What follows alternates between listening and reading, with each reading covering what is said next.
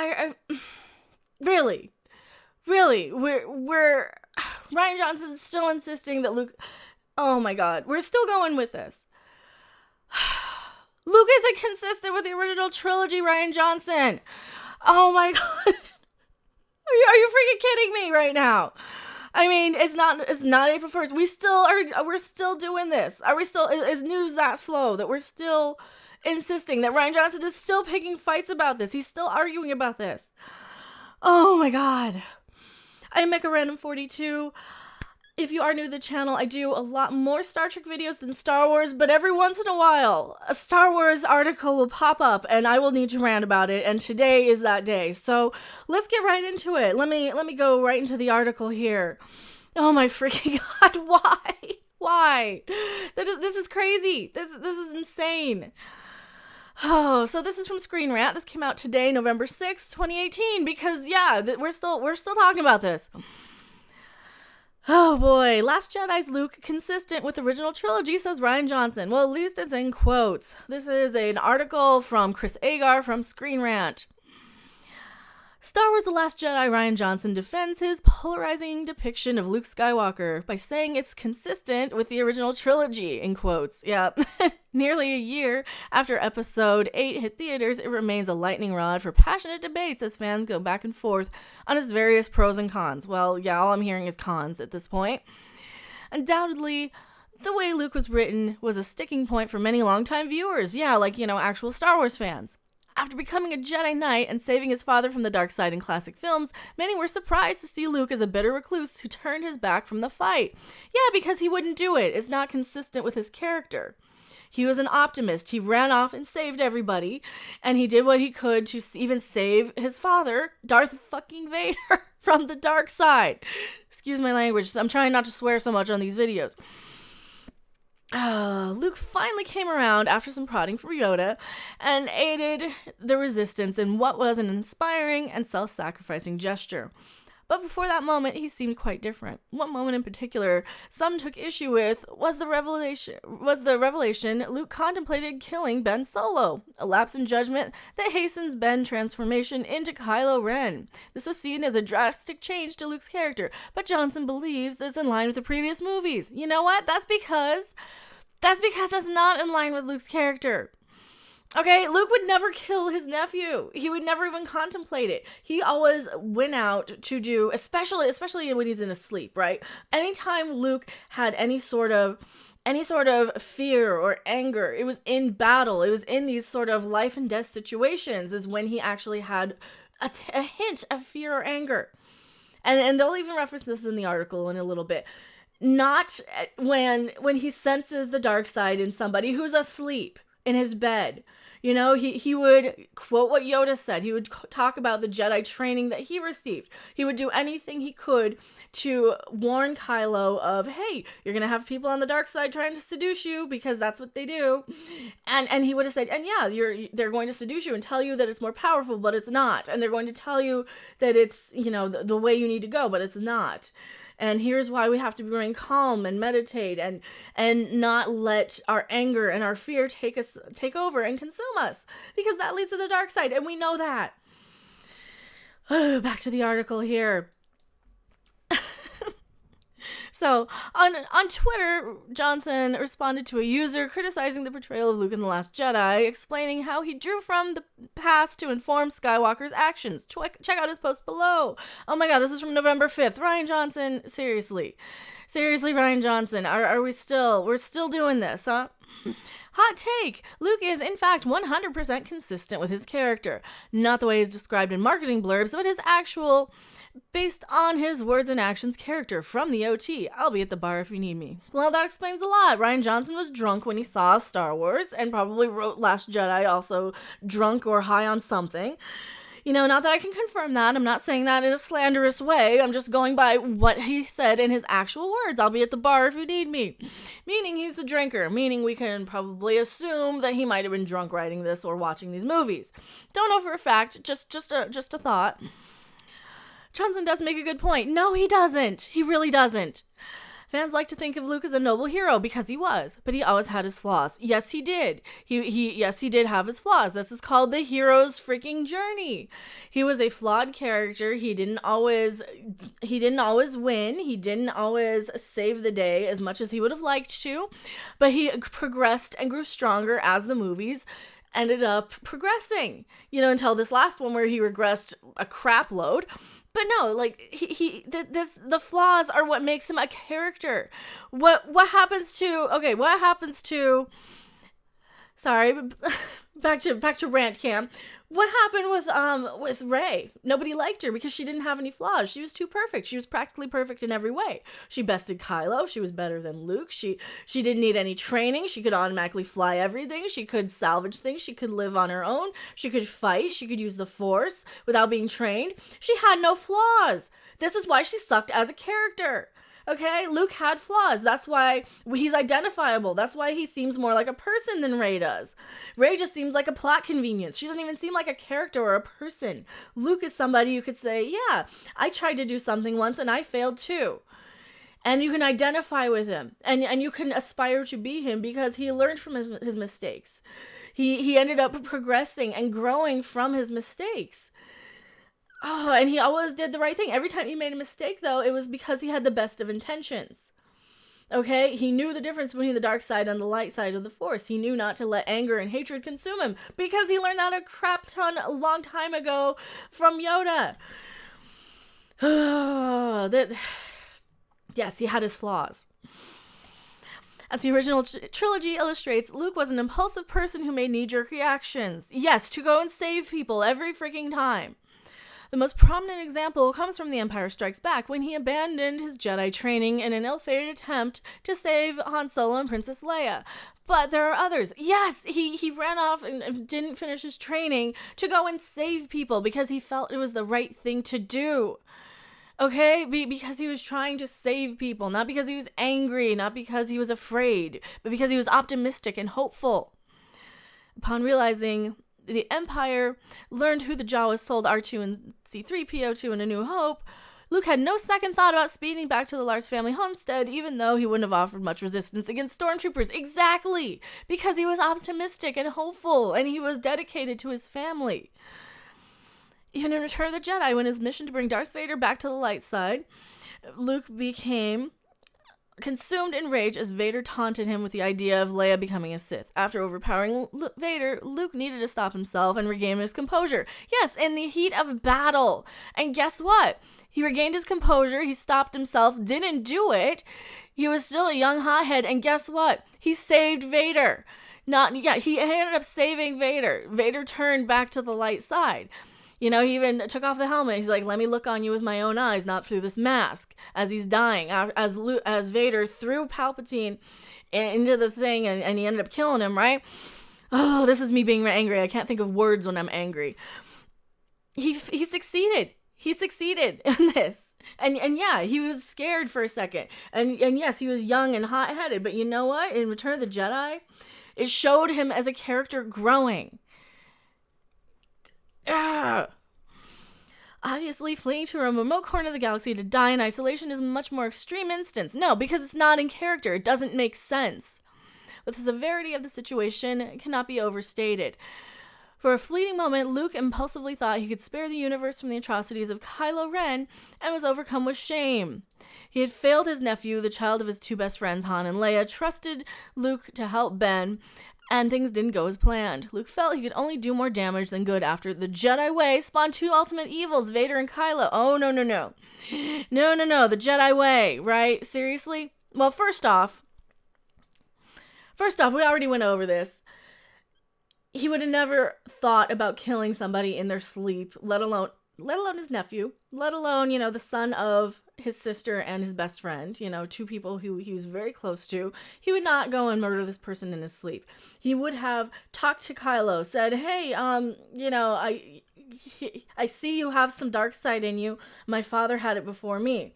Now, we ended up being able to turn him at the end of his life. He ended up doing the right thing. Can you see that the dark side of the Force is not the way to go? And he would have done something better than and he would not have even thought about murdering this kid in his sleep. Not only that, The Jedi way did not spawn Vader or Kylo. The Sith way made Vader and Kylo. They were seduced by the dark side. Sure. Let's get the let's find the clip. Let's get the Muppet to tell us. What does Mr. Yoda have to say here? Yes, a Jedi strength flows from the Force. But beware of the dark side. Anger, fear, aggression. The dark side of the Force are they. Easily they flow, quick to join you in a fight. If once you start down the dark path, forever will it dominate your destiny. Consume you it will, as it did Obi-Wan's apprentice. Vader, is the dark side stronger? No. Quicker, easier, more seductive. But how am I to know the good side from the bad?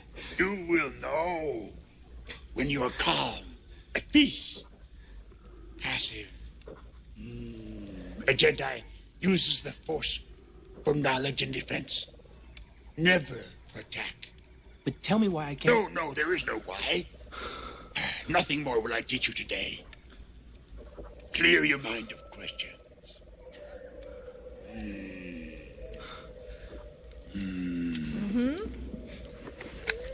Yeah, so I don't have anything else to add about this. Like he would not have even he wouldn't have even contemplated it. The movie doesn't make sense that he's on this island anyway to go off and just be shamed for almost killing his nephew. First off, he wouldn't have done that. Second off, he would have been on the island to meditate, to learn and hone in his Force powers, to become more powerful, to fight, to resist Snoke and Kylo and the dark side. He would have seen, he probably would have seen the dark side and Kylo, realized, oh crap, I'm going to have to train harder. Because once you're down the path of the Sith, once you're down the dark side, it is easy to stay on that path. Once you're there, you're done, right? So he wouldn't have even thought about killing this kid. Yeah, that's the Sith way, not the Jedi way. And this is one of the things on these articles all the time. I always pick apart their little wording in these articles. So if he's saying the Jedi way created Vader and Kylo, like, no, they didn't. No, they didn't. They're already down that path because they had the anger and the hatred and the fear. These articles. So yes, no, it didn't. The Jedi way did not spawn to our ultimate evils, and then he went into exile. He rarely saw the big picture in front of him, but fortunately, Luke ultimately learned how important a teacher failure is and helped set Rey on the right path. Rey was already on the right path. Rey was already on the path of a Jedi. Rey never needed training. Rey never needed anything. Like, okay, Rey never needed training. She never needed to know how to use a lightsaber. She never needed to know how to use the Force. She just automatically could. You know, she trained for like 2 seconds. He didn't even bother to train her in this movie, which is so ridiculous because he would have trained her. And that's another thing that this is so inconsistent. He would have seen, oh, you're a new powerful Jedi. We need all the powerful Jedi we can get because the Jedi used to be this grand thing. There used to be a crap ton of them floating around. Now there's like none of them. Now there's nobody. Yoda's dead. You know, everybody from the side stuff that I don't even watch is dead. All the people from the original trilogy are dead. Obi-Wan's gone. Mace Windu might be kicking around somewhere. Probably not, because he'd be too old, probably. And, you know, he could have easily survived the fall if Darth Maul survived, right?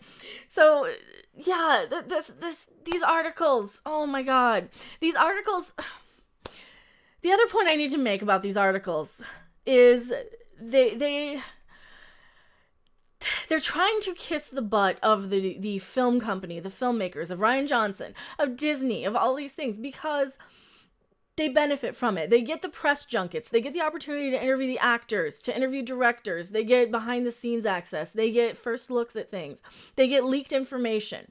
They get story plots, story arcs, characters, plot points, all these things early. And if they say one bad thing about these movies, they might get blacklisted from that. Now, I'm not saying 100%, but this is why you have so many of these really high-tier, not that great article sites, YouTube channels, like a lot of the verified YouTube channels, a lot of the really high sub-count YouTube channels. They never say one bad thing about these movies. Same thing with the verified Twitter handles, the blue check marks over on Twitter. It's because they get exclusive stuff, and that's why they have to keep kissing the butt of Disney, Rian Johnson, all these people. And they can't just say, yeah, Rian Johnson, you made a bad movie. This is why this article exists. It is to further kiss the butt of Rian Johnson because they want something for this. They can't side with the fans and say, actually the fans are right. They have to kind of give this sort of wishy-washy, well, Rian Johnson was right, but a lot of the fans had a problem, and they have to kind of go back and forth with this. And it infuriates me to no end that they do this. Not only are they incorrect, not only are all fan criticisms of this movie correct, with the exception of Porgs. I still like Porgs. Don't hate me for liking Porgs. And I'll tell you why. They have the best character arc in the movie. They go from one of them almost being eaten and killed, and to, forgiving Chewbacca for killing and almost eating one of their friends, to befriending Chewbacca. Story arc, right? It's a classic. It is a 360 story arc. They grew as a species, even though they're just little space chickens.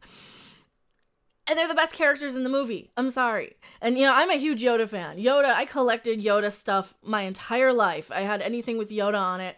I had a room full of Yoda stuff. They even brought back Yoda in this movie. And I squeed for like 2 seconds. I'm like, Yoda's here! And then it was nothing. And then this movie was a big fat nothing. And this is why when I initially saw this movie, I liked it, because you got me with Porgs, you got me with Yoda. The characters don't do crap for me. I'm sorry. These characters are boring, one-dimensional. And this is one of the things that's so insulting about the Disney Star Wars movies, is that they're doing anything they can to humiliate, remove, discredit, make fools of the original trilogy characters. That this is why we hear articles that, oh, Lando Calrissian's back, but now he's in love with the ship, or he's pansexual or whatever. Oh, Luke's back, but he's a grumpy old man who doesn't want anything to do with anybody. Princess Leia's here, but she's nothing. She's just kind of a figurehead walking around, and she put Vice Admiral Holdo in charge of everything because we need to disgrace Leia too. Same thing with Han Solo's dice. Don't get me started on those dice. I will link my dice video in the description below. I think that one's a really important one. It's one of my early videos from when I switched formats from gaming. But man, they're doing anything they can to discredit, humiliate, disgrace the original trilogy characters to push all these new characters who are nothing. They're boring Mary Sue's. They're comic relief. They are nothings. They're just nothing. These characters are nothing. Kylo Ren is a whiny, emo bad guy. He's not even intimidating. He's not scary. He was famous and popular and the flavor of the month back when Force Awakens came out. And now that people realize, oh, he's not that great, he's not that great. He's not that great of a bad guy. I'm sorry, Kylo wasn't a great bad guy. Snoke could have been really cool. Snoke could have had a huge history. He could have been Darth Plagueis. He could have been anything. No, he's just nothing. He got chopped in half for no reason. So, none of these characters matter. Rey doesn't have any training. She doesn't go through anything. She doesn't do anything interesting. She succeeds at everything without trying. She can fly a plane, or fly the Millennium Falcon plane. She can fly the Millennium Falcon. She can fight. She can use a lightsaber. She can best Kylo. She can use the Force. She can lift rocks. She barely has any training. She doesn't even need Luke to train her. She just trains on her own and meditates for like 2 seconds. Oh, he hits her with a leaf because he plays a prank on her. That's not how the Force works. I know that's Han Solo's line. I'm rambling. These articles get me so mad that, Luke barely even trains Rey. What, for like 2 seconds? Seriously? To lift rocks. Because that's all the Force is lifting rocks in Last Jedi, by the way. That's all it is, lifting rocks. It isn't this thing that binds us. It isn't this thing that flows through all of us. No, none of that. That's not what the Force is anymore. It's just lifting rocks. It's nothing important. Who cares?